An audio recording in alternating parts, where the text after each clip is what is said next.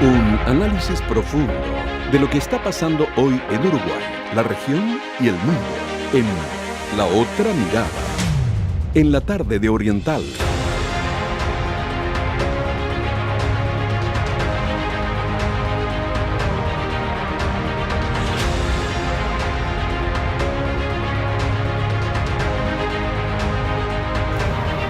Muy bien, amigos, y lo prometido es deuda. Estamos con el doctor Carlos Pita en un mundo cada día más complejo. Carlos, bienvenido como siempre.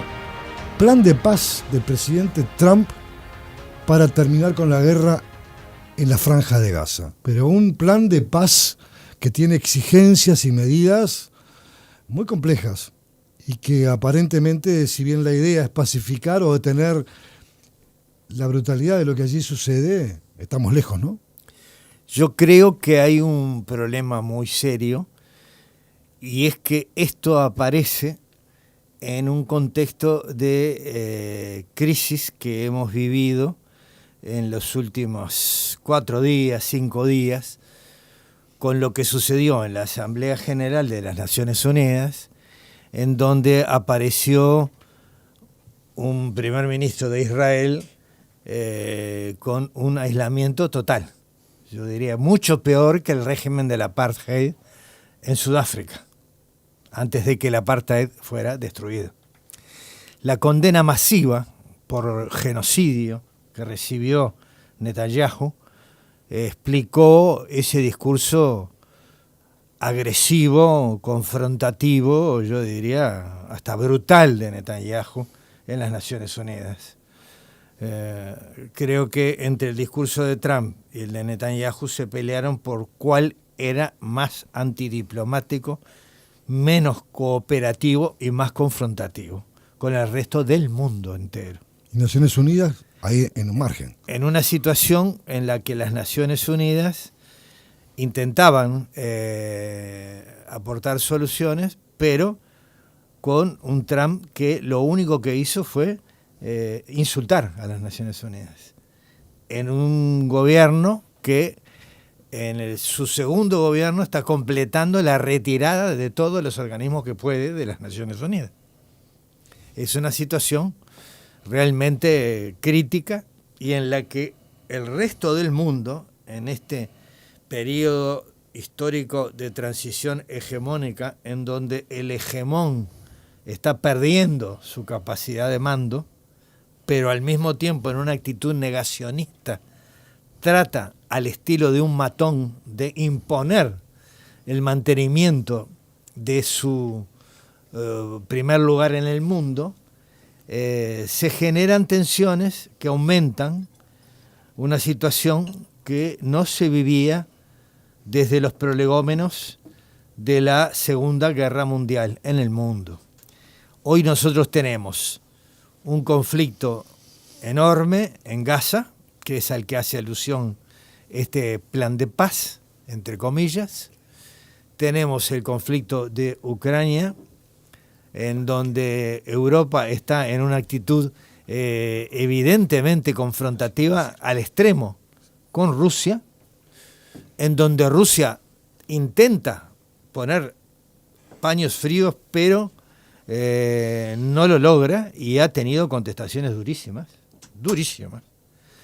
El vocero del Consejo de Seguridad Nacional de la Federación Rusa habló de que estamos en una situación en la que, dadas las permanentes agresiones verbales y anuncios de acciones bélicas por parte de la Unión Europea, sobre todo del Reino Unido, de Francia y de Alemania en particular, además de Polonia y otros países cercanos a la frontera rusa, están poniendo el mundo cerca, cada vez más cerca, de una tercera guerra mundial. Y China, Carlos, ¿cómo está operando China frente a esto? Por un lado, lo que yo había escuchado, había visto después del plan presentado por Trump, de alguna manera dijo, bueno, es una primera iniciativa. Seguro. Pero ¿cómo ha sido la mirada posterior cuando se conocen las 20 cláusulas que tiene este proceso de paz? El tema es que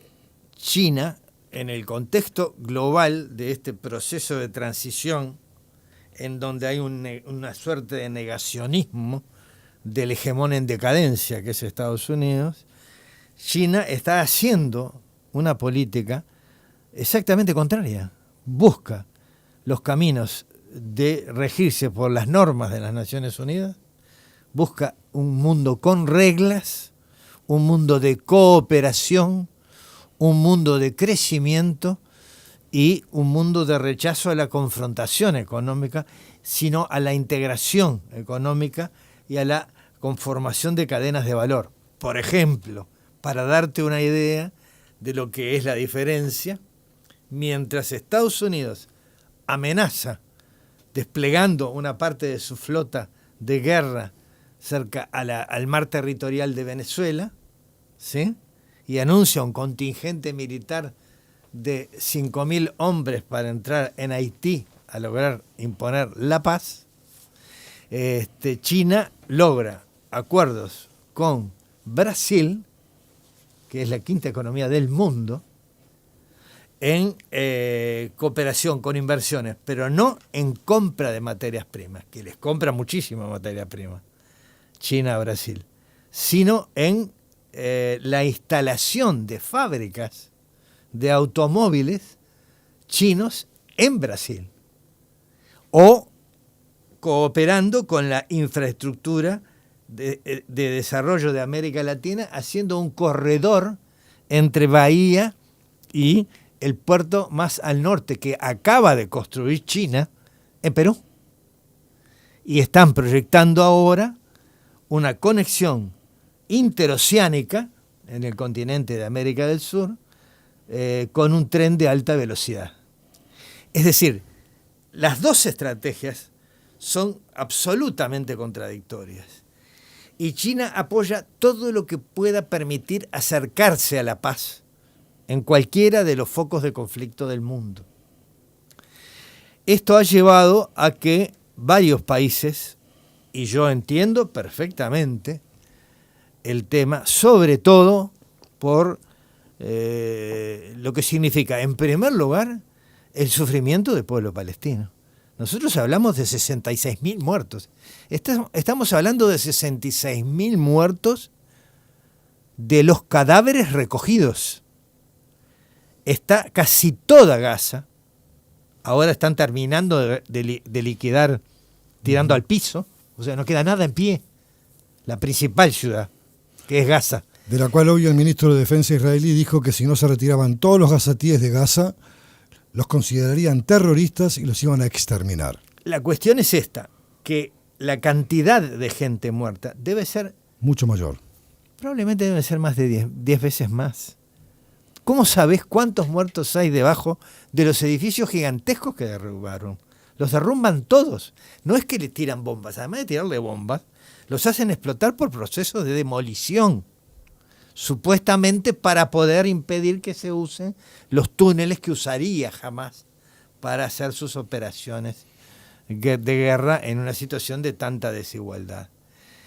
Esa situación es terrible, y también es terrible el sufrimiento de las familias de los rehenes secuestrados que no han sido devueltos, que están vivos, y también de los que están muertos, que quieren recuperar a sus familiares y que están sufriendo y están pidiendo, por favor, que eso se pueda dar. Pero de ahí a pensar que esto, y por eso es muy importante analizarlo con serenidad y con seriedad, el plan de 20 puntos que se plantea es un plan que en principio se hace con Netanyahu negándose a reconocer a un Estado palestino. Y el plan dice que va a haber un espacio final en donde la Autoridad Nacional Palestina, hoy presidida por Abu Hamas, que es el que estaba, ¿se acuerdan? Porque no los dejaron ir, estaba en la pantalla por vía tecnológica, que participó de la Asamblea General porque Estados Unidos no lo dejó, violando sus obligaciones legales como sede de las Naciones Unidas. Una vergüenza lo que hizo Trump en ese sentido.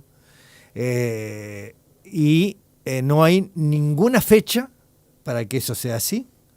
No hay fechas para el retiro del ejército israelí de Gaza. No hay fechas para la devolución de los presos palestinos. No hay fecha para la devolución de los prisioneros palestinos. Y no hay, además, una fecha en la que los palestinos puedan gobernarse a sí mismos en su país. Porque acordémonos, amigas y amigos oyentes, es Palestina la dueña de Gaza, como es la dueña de Cisjordania y es la dueña de la mitad de Jerusalén, de donde la han tratado de expulsar sistemáticamente. Desde 1948 para acá debió haber sido así. Debió haber sido así, y sistemáticamente han tratado de expulsarlos y de quitarles todos sus derechos. Todos sus derechos. Quería comentarte algo porque es importante. Entonces, pero seguro, pero lo que yo quería, perdón Sí. la interrupción, Sí. Leonardo, yo lo que quería señalar es que yo desearía que esto fuera un acuerdo de paz, pero me permito señalar mis serias dudas de que esto sea así. En 3 días deberían estar los rehenes vivos y lamentablemente fallecidos en Israel, con sus familiares. Es la única fecha que existe. Para todo lo demás, va a haber un consejo administrativo presidido por Trump. Imagínate. Casi como fuera un estado más de los Estados Unidos. Un protectorado. Como Puerto Rico. Va a haber un peor que Puerto Rico. Sí. Puerto Rico tiene un gobernante electo. Electo, sí, exacto. El caso de la parte técnica de administración burocrática de un Estado, entre comillas, o algo que se parezca a él, va a estar Tony Blair. A eso quería llegar, por eso te lo quería introducir. Tony Blair, en 2019, junto a un conjunto de operadores inmobiliarios privados, entre ellos un amigo personal de Trump y el yerno, uno de los yernos del presidente Trump, presentaron un plan para convertir a toda la franja de Gaza en una especie de zona balnearia al estilo Riviera Francesa. Una idea que Trump no hace mucho la volvió a reflotar. En ese momento, en 2019, se hablaba de una inversión global de unos 50.000 millones de dólares, que es una cifra impensada, pero que tenía ese objetivo. Pero no estaba todavía el escenario de la guerra, ni la destrucción que ahora hemos visto, ni el genocidio que se ha planteado. ¿Qué cabe esperar ahora entonces? Lo que sucede es que muchos tememos, y no sin fundamentos. Hay que aclarar que Tony Blair fue primer ministro británico del Partido Laborista, pero después se dedicó a hacer negocios inmobiliarios. Y toda su fortuna es por los negocios inmobiliarios. A eso hay que agregarle que todos tememos que este acuerdo, entre comillas, de paz termine, Dios quiera, con la matanza y Dios quiera con la devolución de los rehenes. Ya digo, los vivos o lamentablemente fallecidos. Pero luego de ello, que no pase nada de lo que se parezca a un plan de paz y mucho menos a la creación de un Estado palestino, sino que esto termine con efectivamente una Riviera Francesa en el Mediterráneo oriental, en el extremo oriental del Mediterráneo, y con el pueblo palestino en condiciones sin ninguna autodeterminación. Esto lo digo porque además la actitud de los gobiernos europeos, sobre todo de algunos, pero la mayoría de los más poderosos, están vinculados directamente, como así también el gobierno de los Estados Unidos, al complejo militar, industrial y tecnológico. Todos los billones de dólares que se ganan, porque los únicos que ganan acá son los del complejo militar industrial y del complejo tecnológico. La industria de la muerte. Absolutamente unidos. Les conviene que el mundo siga en este estado. Y no les conviene ningún proceso de paz.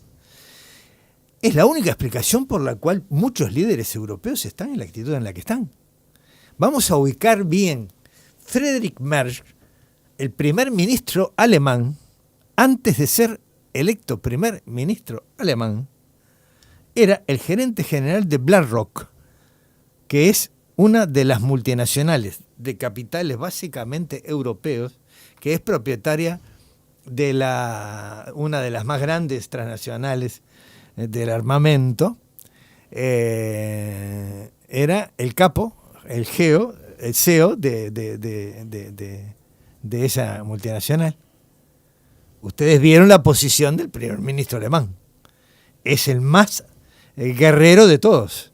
Está queriendo por todas las formas posibles lograr una guerra con Rusia. En forma inconcebiblemente irresponsable, pero muy interesada. Yo no puedo dudar de que no esté en juego eso. Porque ¿quién quiere llegar a una guerra con Rusia si una guerra con Rusia no termina en Europa? Termina con Europa. Termina con Rusia. Termina con el hemisferio norte y termina con el hemisferio sur y con la vida en el planeta. Nos morimos todos, pero no solo los seres humanos.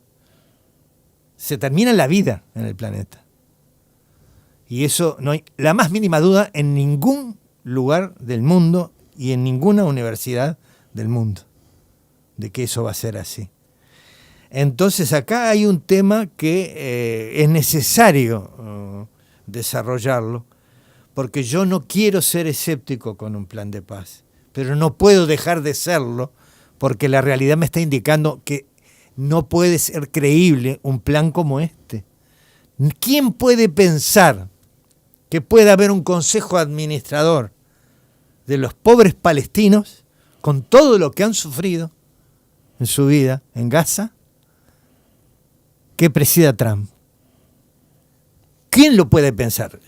¿Ustedes no sienten como que eso es una especie de puñal en el pecho para un palestino que siga vivo? Es absurdo. Cuando Trump le pidió al gobierno de Irán negociar antes de la guerra de 12 días, ¿sí?